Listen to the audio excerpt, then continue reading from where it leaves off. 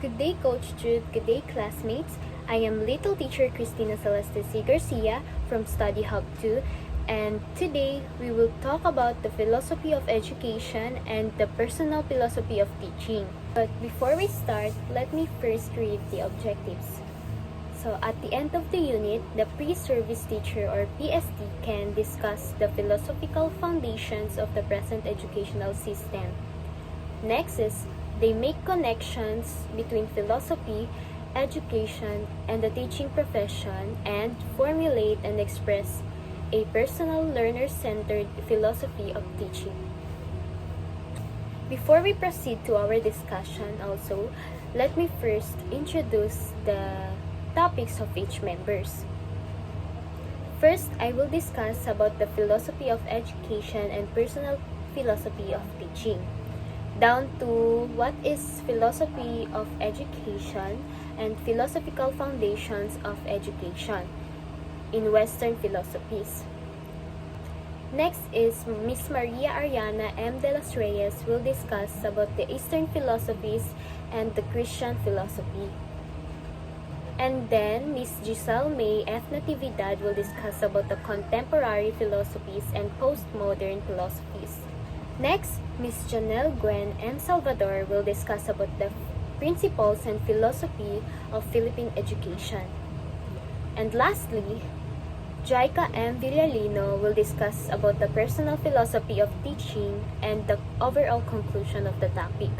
Now let's proceed to our topic. So first, what is philosophy of education? Philosophy of education means thinking deeply about education, or why we teach, what we teach, and how we teach. It helps us understand the purpose of education and how teachers can help students grow not just in knowledge but also as good people. Philosophy of education is made up of two words. So philosophy means love of wisdom, or it is the study of truth, values, and the meaning of life. Next is education, means helping people learn and develop. When we put them together, philosophy of education is about using wisdom and ideas to guide teaching and learning. For example, if a teacher believes that students learn best by doing activities, the teacher follows a pragmatic philosophy. If a teacher focuses on discipline and moral values, they might follow idealism. So, philosophy helps teachers decide what's important in teaching. Next, we will talk about the philosophical foundations of education.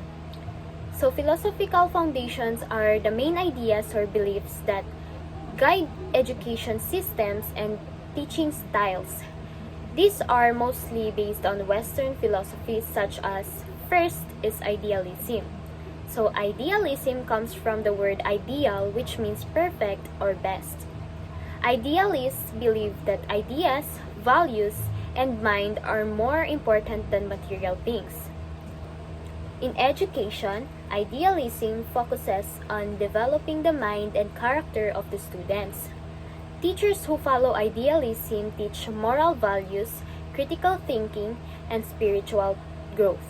For example, a teacher who believes in idealism may focus on teaching honesty, respect, and self-discipline, not just facts or skills. For example, they might ask students to reflect on what is right or wrong instead of just memorizing lessons. Next is realism.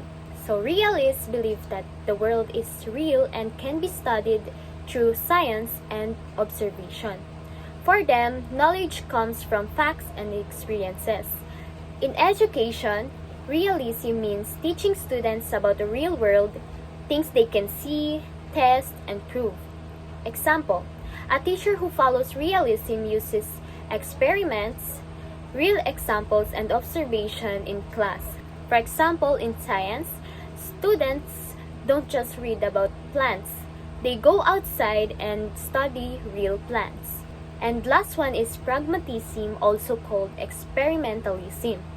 This philosophy believes that learning happens through experience and problem solving.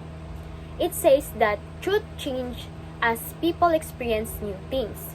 In education, pragmatism promotes learning by doing. Students learn best when they are active and involved in real-life activities. Example, if a class is learning about the environment, the teacher might ask students to make a recycling project or join a cleanup drive. This way, students learn by experience and not just by listening. Philosophy, education, and the teaching profession are all connected. Philosophy gives teacher direction. It helps them decide what kind of teacher they want to be. And education is how they apply those ideas in real life. The teaching profession is the practice of those beliefs in the classroom. For example, idealism. It teaches values and good character. Realism teaches facts and real-world knowledge. And pragmatism teaches through experience and experiments. So philosophy helps teachers understand their purpose and choose the best teaching style for their students. Finally, a personal philosophy of teaching means your own beliefs and principles about how students should learn. A learner-centered philosophy means the student is the focus of learning, not just the teacher. Teachers act as guides or facilitators, helping students discover things on their own. For example, if I were to make my own teaching philosophy, I believe that students learn best when they are active, respected, and given a chance to explore their own ideas. This kind of teaching helps students become independent, creative, and confident. Thank you. So good day of each and everyone. My name is Maria Ariana Andalos Rios. I am the next reporter. So before we start, I want to recall about the discussion of Miss Garcia. So Miss Garcia discussed about philosophy of education. So meaning philosophy of education help us understand the purpose and directions of teaching. So she also discussed about the different philosophy of philosophical foundations of teaching. So it's about the idealism, realism, and pragmatism. It about guide us on how we can teach and help students to grow in different ways. So today I will be discuss about the Eastern philosophy of philosophical foundations of education. Today I will be discuss about the Eastern philosophy. It is about the philosophical foundations of education. So what is Eastern philosophy? Eastern philosophy refers to a diverse collections of philosophical traditions that originated in East Asia, Southeast Asia, and the Middle East. They encompass a vast range of perspectives and schools of thought, but generally share a focus on holistic understanding, inner experience, and the pursuit of harmony. These philosophies are often deeply intertwined with religious traditions and ethical systems, shaping the culture, politics, and daily life in their respective religions. So first, Eastern philosophies is Hinduism. Hinduism is an ancient tradition from the Indian subcontinent characterized by diverse schools of thoughts, a belief in karma and reincarnation, the samsara, and the ultimate goal of liberation, the moksha, through various paths or the yogas. So what is the meaning of this? So Hinduism is to help people to find the righteous duty or dharma and eventually achieve spiritual freedom, the moksha, by focusing on moral and wisdom. So the next one is Buddhism. Buddhism. It is founded by Siddhartha Gautama, the Buddha, that focuses on the Four Noble Truths and the Eightfold Path to end the suffering and achieve nirvana. It shares concept of karma and samsara with Hinduism. So Zen Buddhism is a specific school that originated in China as Chan and developed in Japan, emphasizing meditation, the Zazen, and direct intuitive insight for achieving enlightenment. The next one is Confucianism. So Confucianism, it is a Chinese philosophical and ethical system founded by Confucius. It focused on social harmony, ethical conduct, proper relationship, filial piety, the Shao, and the cultivations of moral virtue, the Ren and Li. So Confucianism it is to teach people of how to be a virtuous, productive citizen by respecting your family and elders. It is being ethical, the following proper social conduct to ensure social harmony. So the next or the last one is Taoism. Taoism is a Chinese philosophy and religion centered on living in harmony with the Tao or the way of natural order of the universe. It is the key concept include Wu-Wei, the effortless actions or non-actions, and the balance of yin-yang. So meaning, Taoism is to teach people of how to live effortless and in balance with natural flow of the universe, the Tao. So it is focused on simplicity and inner peace.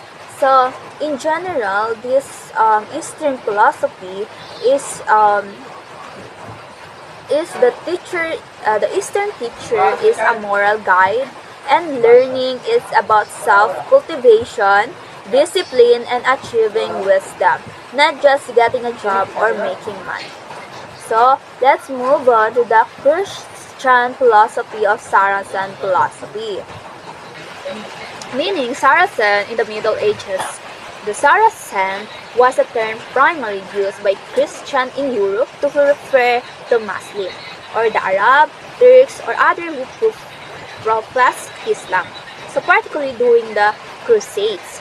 So Saracen philosophy meaning it is, since Saracens refer to the Muslims, Saracen philosophy is essentially means Islamic philosophy. So during the European Middle Ages, Islamic scholars like Avicenna and Averroes preserved and advanced ancient Greek philosophy, especially Aristotle. The science and medicine which profoundly influenced medieval Christians is called atheism, or this Christian philosophy. This phrase connects two different words, the Christian Europe and Islamic word, who Christian called the Saracen. So in philosophy, Saracen philosophy, or the philosophy developed by Islamic the Muslim scholars during the Middle Ages. Muslim scholars become the bridge of knowledge.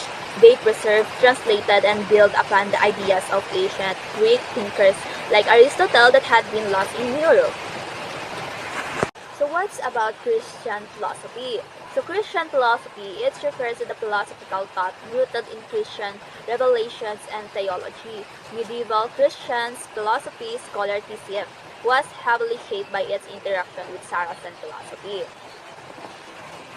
So Christian philosophy meaning it is in the medieval period. The philosophical thought taught in Christian Europe. Christian thinkers like Saint Thomas Aquinas, it is used the Arabic translations and commentaries from the Saracens, or to build Western philosophy and science. So the Islam word or the Saracens said classical learning and passed it back to Christian Europe. Therefore, a huge part of medieval Christians' education and philosophy, scholasticism, was built on foundation provided by Saracen scholars. So, again, in another words, or in simple explanation, Saracen philosophy is developed by Islamic the Muslim scholars during the Middle Age. So, it is Muslim scholars become the bridge of knowledge. They preserved, translated, and built upon the ideas of ancient Greek thinkers like Aristotle that had been lost in Europe. So that is the meaning of Saracen philosophy.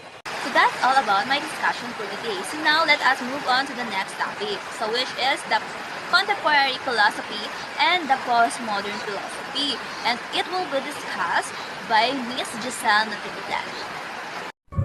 Hello everyone, I am Giselle Natividad, And now, I'm going to discuss about the contemporary philosophies. Contemporary philosophies, these are ways of thinking about education that try to deal with what's happening in the world now. Focus on teaching useful skills, helping students grow as people and making the world a better place. These are the types of contemporary philosophies.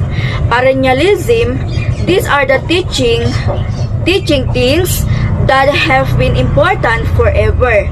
For example, reading old books in class to learn about ideas that are still important today.